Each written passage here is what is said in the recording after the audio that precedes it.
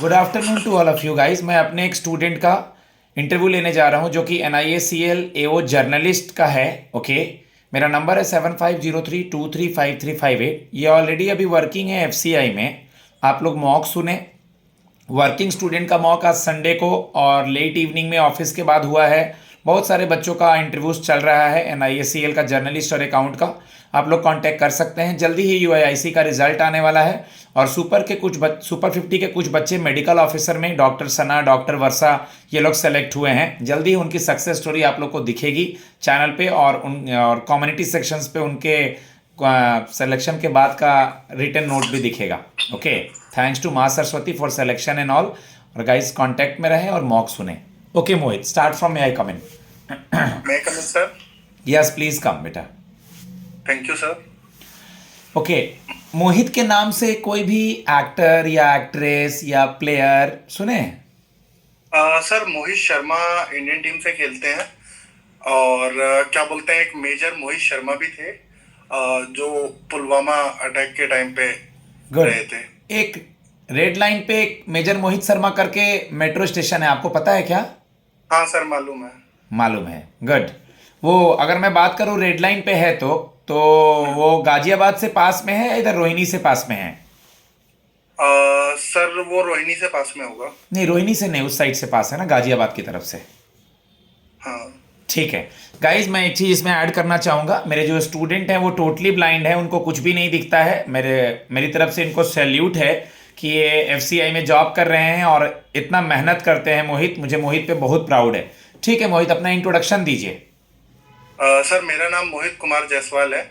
मैं मूलतः दौसा राजस्थान का निवासी हूँ।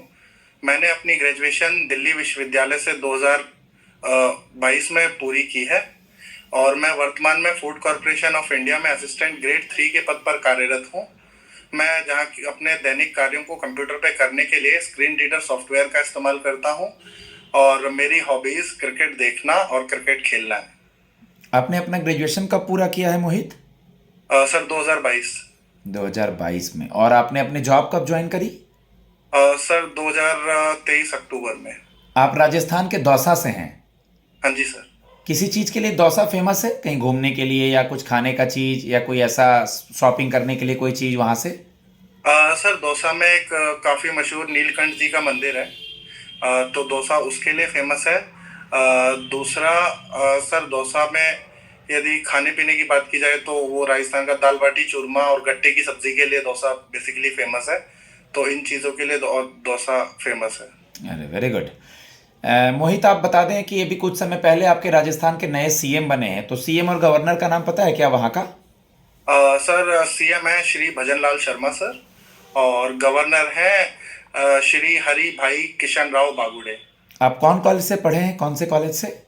सर मैंने रामदास कॉलेज से अपनी ग्रेजुएशन कंप्लीट करी है। लास्ट ईयर के सब्जेक्ट्स याद हैं? सर कहाँ 2 साल हो गए हैं तो मैं अभी सब्जेक्ट का नाम कम से कम, मतलब आपका सब्जेक्ट क्या था? सर मेरा लास्ट में हिस्ट्री ऑफ इंडिया था, हाँ हाँ। हिस्ट्री ऑफ जर्मनी और फासिज्म नासिज्म था। ओके। इतना याद है, बाकी बहुत डीप में अगर सर मैं एक लाइन में सेकुलरिज्म का डेफिनेशन पूछूं तो बता पाएंगे सेकुलरिज्म होता क्या है?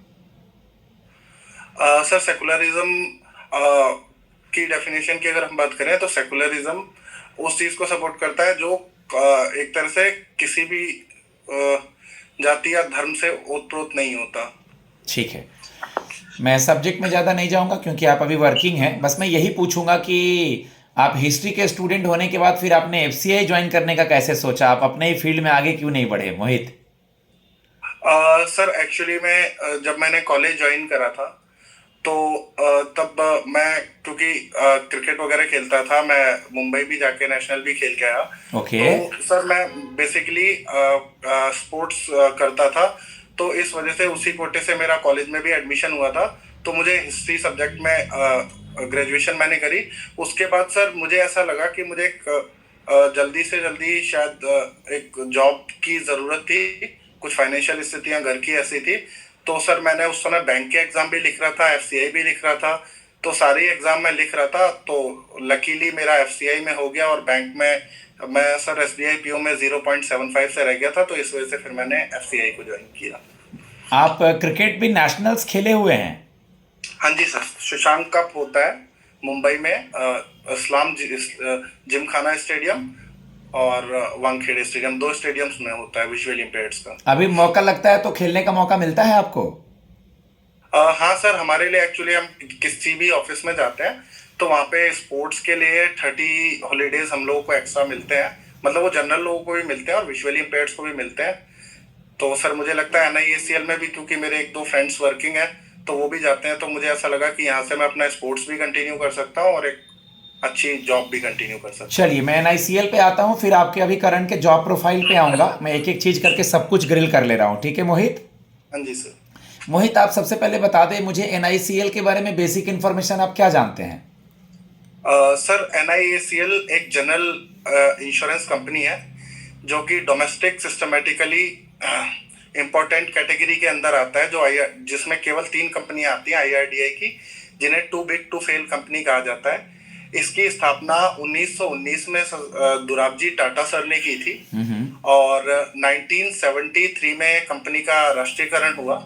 उसके बाद ये कंपनी जीआईसी री की एज अ सब्सिडरी काम कर रही थी, लेकिन जब आईआरडीआई एक्ट 1999 आया और 2000 अप्रैल में जब आईआरडीआई ने अपनी फंक्शनिंग स्टार्ट कर दी, तो सर तब कंपनी एक तरह से जो जनरल इंश्योरेंस कंपनीज थी वो अलग हुई और ये एज अ सब्सिडरी नहीं बल्कि इंडिपेंडेंट काम करने लगा।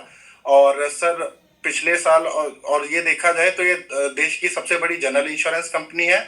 और सर इसकी रिपोर्ट्स भी, पिछले साल की एनुअल रिपोर्ट्स भी देखी जाए तो कंपनी ने आफ्टर पे टैक्स यानी ऑल एसेट एंड लायबिलिटी के बाद 1129 करोड़ का रेवेन्यू प्रॉफिट जनरेट किया। और अभी यदि देखा जाए Q2 में तो 89.7 करोड़ का प्रॉफिट जनरेट किया है। तो सर मुझे ऐसा लगता है कि ये कंपनी काफी ग्रोइंग कंपनी गुड। एक चीज मैं थोड़ा करेक्शन करना चाहूंगा, सब कुछ सही है। डोमेस्टिकली सिस्टमेटिक इंपॉर्टेंट इंश्योरर बोलेंगे उसको, ठीक है? ठीक है सर। जिसमें कि जीआईसीआरई, एलआईसी और एनआईएसीएल आता है। एनआईएसीएल आता है, हाँ जी सर। ओके, एफसीआई का आपका जॉब प्रोफाइल क्या है ये बताइए, फिर मैं आगे बढ़ता हूँ। सर मैं फूड कॉर्पोरेशन ऑफ इंडिया में जनरल सेक्शन में जर्नलिस्ट की पोस्ट पर कार्यरत हूँ, AG3 जनरल। तो सर हमारा काम एडमिनिस्ट्रेशन का होता है और मैं वहाँ कोऑर्डिनेशन सेक्शन में हूँ। तो सर मेरा काम ये होता है कि जो भी भंडारण गृह में जो भी दिक्कतें आ रही हैं, हमारे डीएम सर वहाँ जाते हैं, उनको इंस्पेक्ट करते हैं और वो एक शॉर्ट नोटिस देते हैं, उसको रिपोर्ट बना के मुझे वहाँ के संबंधित अधिकारियों तक उस रिपोर्ट को बना के भेजना होता है। और वो उस पर जब एक्शन लेते हैं तो वो मुझे एक्शन टेकन रिपोर्ट बना के भेजते हैं, वो मुझे डीएम सर को देनी होती है। और सर तो वहाँ आप कैसे काम करते हैं? जैसे आपको कुछ दिखता नहीं है तो आप वहाँ कैसे काम कर पाते हैं मोहित? सर मैं कंप्यूटर में स्क्रीन रीडर सॉफ्टवेयर का इस्तेमाल करता हूँ, जिसे हम कंप्यूटर में जॉस के नाम से जानते हैं। और हाँ, ये तो आपने अभी बताया था, लेकिन अगर कोई टिपिकली जैसे कोई हार्ड कॉपी है तो उसको सिस्टम पे फिर लेके आते हैं? हाँ, जैसे सर हार्ड कॉपी आती है हाँ। तो उसको मैं क्या करता हूँ, क्योंकि जैसे फोन्स में अब काफी टेक्नोलॉजी आ गई है, जैसे सीइंग एआई हो गया, बी माई एआई जैसे ऐप हो गए या ओपेरा रीडर हो गया, तो मैं किसी की हेल्प लेके उसकी फोटो क्लिक करवाता हूँ और उसको टेक्स्ट मोड में कन्वर्ट करके फिर सर उसको कंप्यूटर पे डाल के फिर माइक्रोसॉफ्ट वर्ड में, एक्सेल में, पावर पॉइंट में, जिसमें भी मुझे प्रेजेंटेशन बना के देनी होती है उसमें बना के देता हूँ। आप आज दिल्ली इंटरव्यू देने के लिए आए हैं, आपका ऑफिस कहाँ है दिल्ली में और कहाँ पोस्टेड है आप? सर मैं दिल्ली में शक्ति नगर में पोस्टेड हूँ। शक्ति नगर में पोस्टेड है। कल को हम आपकी पोस्टिंग मान लीजिए थोड़ा दूर कर देते हैं, ये पैन इंडिया जॉब है, तो कैसे मैनेज करेंगे मोहित अकेले? सर मैं मतलब थोड़ा सा अपने बैक में बताना चाहूंगा कि जब मैं 7 साल का था तो मेरे घर के आसपास कोई स्कूल नहीं था। तो सर तभी से मैं घर से दूर ही रहा हूँ। पहले मैं अजमेर रहा, जो कि दौसा से लगभग 200-250-300 किलोमीटर होता है। फिर सर मैं 3rd क्लास में जब मैं 9 साल का था तब से मैं दिल्ली में हूँ और मैं राजस्थान से। तो सर मुझे अलग अलग जगह जाना अच्छा लगता है और मैंने बचपन से ही जो कहते हैं कि इस चीज़ की हैबिट हो गई कि मैं हमेशा घर से दूर रहा।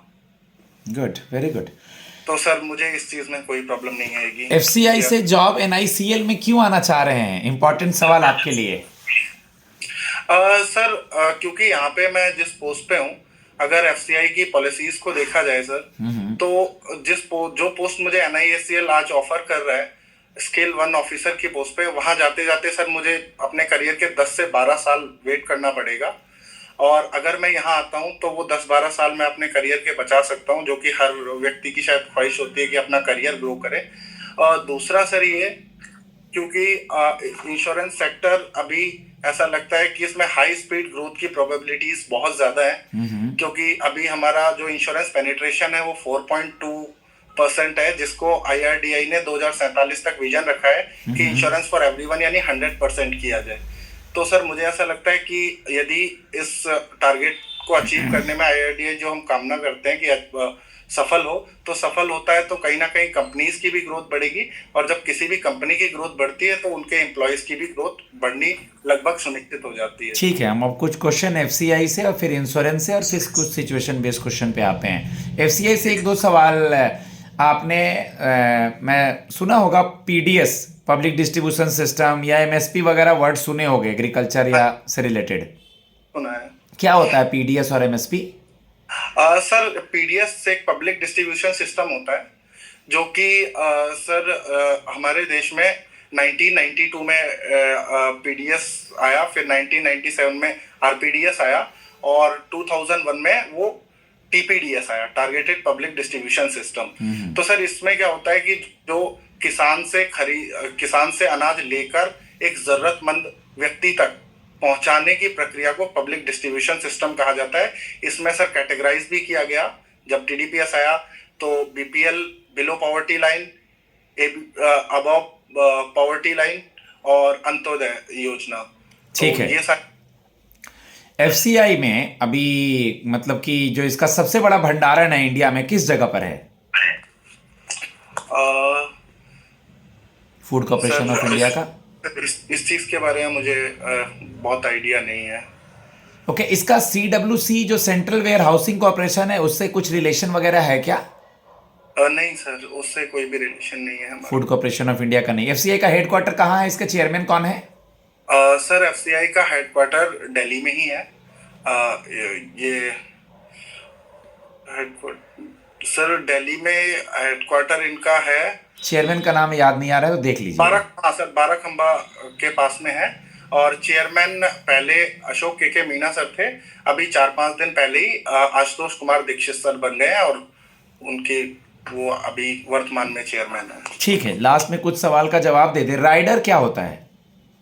सर राइडर, जब हम कोई भी इंश्योरेंस पॉलिसी परचेज करते हैं तो उसके साथ हम कोई जैसे हमें अगर कुछ चीजें उसमें और ऐड करानी है, जैसे कई इंश्योरेंस कॉन्ट्रैक्ट में होता है कि आपको कॉटन का पैसा नहीं मिलेगा, ग्लव्स का नहीं मिलेगा, या नॉर्मल इंजेक्शंस का नहीं मिलेगा। तो अगर हम वो राइडर ऐड करा लेते हैं तो सर वो भी हमें मिल जाता है। जैसे कि हम कोई भी इंश्योरेंस लेते हैं, हेल्थ इंश्योरेंस लिया, तो उसमें हम क्रिटिकल इलनेस का एक राइडर ऐड करा देते हैं कि अगर हम डिसेबल हो गए या कुछ हो गए तो तब भी कंपनी हमें हमारा प्रीमियम हम खुद नहीं देंगे। जैसे ठीक है, मैं समझ गया। आप मुझे बता दीजिए कॉजा प्रॉक्सिमा जो है 7 प्रिंसिपल ऑफ इंश्योरेंस का, उसका में कॉजा प्रॉक्सिमा का क्या मतलब है? सर कॉजा प्रॉक्सिमा में ये देखा जाता है कि जो भी घटना घटित हुई है, उस घटना घटित होने का फर्स्ट एक्चुअल रीजन क्या है। क्योंकि कई बार क्या होता है कि किसी ने लाइफ इंश्योरेंस लिया हुआ है, लेकिन सर अगर वो उसकी डेथ होती है एक्सीडेंट से और उसने बेल्ट नहीं लगा रखा है या ड्रिंक एंड ड्राइव कर रहा है, तो कंपनी पेमेंट नहीं करेगी, क्योंकि कारण डेथ होना आपका सेकेंडरी है। फर्स्ट रीजन है कि आपका एक्सीडेंट इसलिए हुआ क्योंकि आप ड्रिंक एंड ड्राइव कर रहे हैं। ठीक है, कोशिश करना है हम लोग का आंसर ब्रीफ में रखना है। जैसे इसके पहले वाले का आंसर अब थोड़ा लेंदी में जा रहे थे, तो पैनल के सामने कोशिश करना है जब वो रोके या टोके तो हम लोग रुक जाएं। ओके बेटा? हाँ जी सर। ठीक है, अभी जैसा कि आपने खुद कहा था कि 4 पॉइंट समथिंग कुछ इंश्योरेंस का पेनिट्रेशन है, तो कोविड के बाद लोगों को बहुत इंश्योरेंस की अवेयरनेस हुई है। तो कल को अगर आप NICL जर्नलिस्ट ज्वाइन कर लेते हैं तो इंश्योरेंस सेक्टर का और ग्रोथ के कितने चांसेस हैं? ओनली 1 और 2 लाइन में बताना है आपको। सर इसके ग्रोथ के बहुत ज्यादा चांसेस हैं, क्योंकि अभी IRDAI इस पे काफी काम भी कर रहा है। जैसे बीमा ट्रेंडी शुरू किया, एक कभी LIC के साथ प्रधानमंत्री जी ने बीमा सखी योजना शुरू की। और सर जिस हिसाब से कोविड-19 में अवेयरनेस बढ़ी है, लोगों ने इंश्योरेंस लिए हैं, उस हिसाब से पता चलता है कि सर आज धीरे धीरे लोगों को इंश्योरेंस की जरूरत महसूस होने लगी है। और जब लोगों को जरूरत महसूस होने लग जाती है तो कहीं ना कहीं फिर ग्रोथ खुद ब खुद आगे आ जाती है। गाइज मैं अपने स्टूडेंट को फीडबैक देता हूँ, इनके पास बहुत अच्छी क्वालिटी है, इनको बोलने का तरीका भी आता है। ओके, और मोहित के पास हॉबी से लेकर के वर्किंग प्रोफाइल से लेकर के बहुत सारा नॉलेज भी है। तो बस मैं इनको यही फीडबैक दूंगा कि कोशिश करना है हमको टू द पॉइंट बोलने का, बाकी जो पढ़े हैं रिवीजन करने का, क्योंकि इनका 21 को ही इंटरव्यू है। तो मेरी तरफ से ऑल द बेस्ट मोहित। और गाइज मेरा नंबर है 7503235358। ओके, बाकी मैं किसी भी के इंटरव्यू के लिए आपको गाइड कर सकता हूं। ओके, आप मुझसे कांटेक्ट कर सकते हैं मेरे चैनल पे। ओके, और मेरा नंबर आपको पता है 7503235358, फेस टू फेस और ऑनलाइन दोनों इंटरव्यू के लिए। God bless you all. जय मां सरस्वती।